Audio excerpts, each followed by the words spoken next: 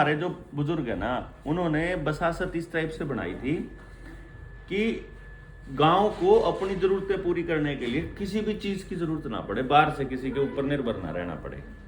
तो आप देखोगे ज्यादातर गांवों की बसासत कहाँ मिलेगी, या तो कोई आसपास खनिज मिलेगा ताकि उस खनिज के बदले कुछ और लिया जा सके। भाई यहाँ रेत ही रेत है, दूसरी चीज नहीं। मान लो गन्ना है, रेत है, सब्जी है और है, और मानो यहाँ धान ना हो या एक अंदाजा है कि चना ना हो, फिर क्या करेंगे आप?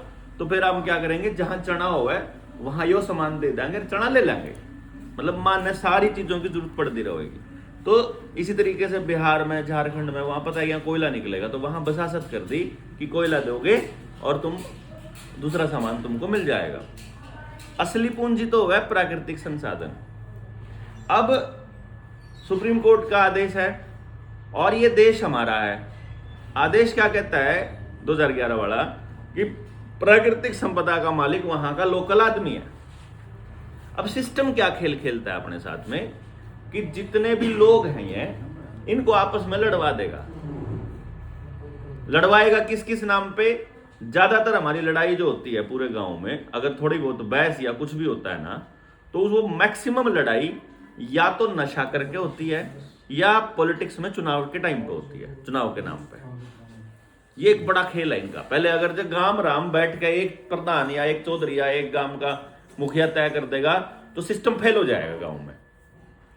तो उन्होंने क्या किया, राजनीति के अंदर घुसा के और फिर एक टेंडर नाम की चीज निकाली।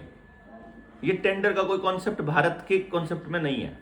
भारत की जो परंपरा है उसमें टेंडर का कोई रोल नहीं। गांव वालों को मिलकर ये कह दिया कि टेंडर निकालेंगे। अब टेंडर का क्या कॉन्सेप्ट है, उस आदेश की पालना के लिए टेंडर कैसे आवश्यक हुआ? टेंडर का जो पैसा है, मतलब टेंडर का जो पैसा है, वो पैसा वो लोग कहां जमा करें? ट्रेजरी में। पता है आपको? पैसा ट्रेजरी में जमा होता है, वो बैंक में जमा नहीं होता, किसी डिपार्टमेंट में जमा नहीं होता, ट्रेजरी में जमा होता है। ट्रेजरी का मतलब भारत सरकार के पास जमा होता है।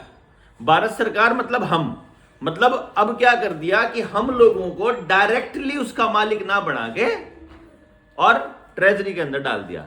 लेकिन गेम यहां से स्टार्ट होता है कि अगर वो टेंडर छूटा है 4 करोड़ का, एक एग्जांपल है, अगर वो 4 करोड़ का छूटा है तो जो रेता आएगा वो 400 करोड़ का होगा कम से कम।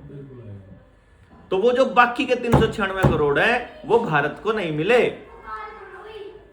फिर आप लोगों को लॉलीपॉप दिया जाता है कि आपका ट्रैक्टर ला देंगे या आपका वो फलानी चीज ला देंगे। तो कदे गांव वाले फालतू चक्रा में कदे सच्ची में जाग जाए तो आपको थोड़े थोड़े बेनिफिट देंगे। कोई वहां दुकान खोल लेगा, कोई रेडी ला लेगा, कोई दारू का ठेका खुल जाएगा, कोई दूसरी दुकान आ जाएगी, या कोई अपना 3 व्हीलर ला लेगा या ट्रक ला लेगा, कोई ट्रक लेगा ना, उसका लोन सस्ते ब्याज पे दे देंगे, सस्ते रेट पे दे देंगे। तो इस तरीके से फिर गांव वाले उलझ जाएंगे अपनी उस ठेकेदार की गिला सेटिंग करने में, और फिर मैक्सिमम लोग अपनी अपनी सेटिंग कर लेंगे। तो जो जो लोगों को ज्यादा फायदा हो रहा है, अगर मान लो मैं ये कहूंगा कि यह सिस्टम जो सारा गांव वाला का है, तो गांव में जो सबसे बड़े ठेकेदार है या जो गांव में सबसे ज्यादा जो ठेकेदार आगे फिर उसको आउटसोर्स करता है, नए छोटे ठेकेदार दे दे 10-20 साल दे दे, थोड़ा थोड़ा प्रॉफिट लेगा ना, मतलब चोखा प्रॉफिट लेगा, इन्हें थोड़ा थोड़ा मिला, असली करने वाले ना थोड़ा दे मिलेगा। तो वो जो गांव में ज्यादा कमाने वाला आदमी है वो कभी नहीं चाहेगा कि यह बात पब्लिक को पता चले कि इसमें थारा बराबर का हिस्सा है। और अगर गांव चाहे ना तो पूरी ग्राम सभा मिलकर के आसपास के, जैसे जिन गामा का लगा है या जमीन लगा है, जिन गामा की भी जमीन वहां लगा है, आप लोग प्लान करके उतने ही गांव के लोग ग्राम सभा करके और इस टेंडर को भाई हम अपने आप बांट लेंगे, तुम जाओ यहां से निकलो, ये हमारा है, अपने पास रख सके सारा का सारी कमाई टोटल। जैसे इसकी बोली हो जी, बोली का उसको क्या अधिकार है? मेरे पास वो दस्तावेज है, इनके पास अधिकार ही नहीं है बोली करने का। जिस दिन गांव कह देगा, गांव कर्ण दे रहा है तो हो रही है, गांव शामिल है तो हो रही है। ये जो डीसी है ना, डीसी राष्ट्रपति के अंडर है, और राष्ट्रपति आज भी मतलब एचएम के अंडर काम करता है। एचएम इंग्लैंड के क्राउन को बोलते हैं, हिज मैजेस्टी, हर मैजेस्टी, हिज मैजेस्टी उसको बोलते हैं। यानी आज भी अगर गांव में ना, जैसे आपके मैंने अभी थोड़ी देर पहले बात करूंगा मैं, कि अगर आपके यहाँ कोई सी बात पर रोड़ा हो जाए, मंदिर की कमेटी पर हो जाए या किसी भी गौशाला पर हो जाए, किसी भी चीज पर हो जाए, मतलब वो चाहते हैं कि उस पर रोड़ा हो जाए। एक बारी रोड़ा होंदे कमान डीसी से मार लेगा। जम्मू वाला श्रीनगर वो है ना, कटरे वाला माता वैष्णो देवी वाला, या बड़े बड़े जितने मंदिर हैं, सारे मंदिरों में पहले अपने बंदे घुसाए सिस्टम ने, फिर अपने बंदों के जरिए रोड़ा करवाया, कंप्लेंट्स करवाई, वहां पंचायतें हुई, निर्णय कोई नहीं हुआ, क्योंकि जो कंप्लेंट करा होगा मैं सेटिस्फाइड नहीं हूं, मैं सेटिस्फाइड नहीं हूं, तो फिर वहां से एक आदेश आ जाएगा एग्जीक्यूटिव ऑर्डर कि जब तक ये सेटिस्फाइड नहीं है तब तक इस पर निर्णय डीसी लेगा। बस सब कुछ निकल गया हाथ से। तो उससे सारा पैसा निकल गया, सारी जमीन निकल गई, सारे निर्णय लेने का अधिकार निकल गए। धीरे धीरे सिस्टम हमारे एक एक आदमी को निकालता रहेगा, अपने आदमी को लाता रहेगा, धीरे धीरे पूरा सिस्टम हो जाएगा। अब जो मर्जी प्रस्ताव पास करो और उनके हिसाब से चालू, हम लोग बैठे बैठे देखेंगे यार तो कुछ हो नहीं रहा।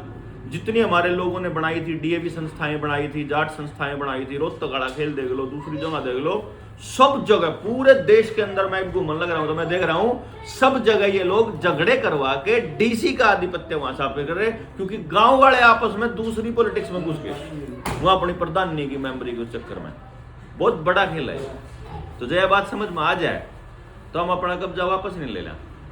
ये भी आरटीआई बनाने का, ये जितने भी ग्रांट आम है ना, बैठ के सिर्फ अगर गांव वाला न्यू प्लान कर लेना कि मेरे गांव का कितना पैसा टैक्स में जावा है और मेरे गांव ने वापस क्या मिला है, अगर इसका कैलकुलेशन करोगे तो जो आप खर्चा कर रहे हो ना उसका 10वां हिस्सा भी वापस नहीं आता गांव में। जो आप दे रहे हो सिस्टम को, सरकार को जितना आप पैसा दे रहे हो ना उसका 10वां हिस्सा भी वापस नहीं आता। यानी उससे 10वें हिस्से में आप अपने गांव की, अपने बच्चों की पूरा रोजगार, एजुकेशन सब कुछ कर सको। पर बैठ के किसी ने बात ही नहीं, टाइम ही नहीं किसी पे तरह। सबने सोचा भाई कोई और करेगा आगे ने, जन तो कोई बाहर था होगा, जन तो कोई कलेक्टर होगा, मास्टर होगा, इस चक्कर में रह जाए सारे के सारे। अब बैठ के देख करांगे इस पर बात। मैंने टास्क दिया अपनी टीम को ना कि मैं नहीं साथ जाऊंगा तुम्हारे, और इंडिपेंडेंट बात करके देखो, और जितनी नेगेटिविटी झेल सकते हो उतनी झेल के देखो एक बारी। मतलब पहली बार बात करी, फिर दूसरी बार बात करी, फिर तीसरी बार बात करी। तीसरी बार बात करी ना, लोगों की मानसिकता एकदम कन्वर्ट हुई नहीं मिली। 3 महीने लगे होंगे इसमें अब्दुल भाई? 3 महीना तो लोग सुनते नहीं थे, दूसरी बार लोग भागने लगे, तीसरी बार लोगों ने जाने ही नहीं दिया। मतलब वो तो बिठा के ना भाई बात करो यार, ये तो तुम बहुत बढ़िया बात कर रहे हो। मतलब चाय पानी करते छोड़ते ही नहीं थे।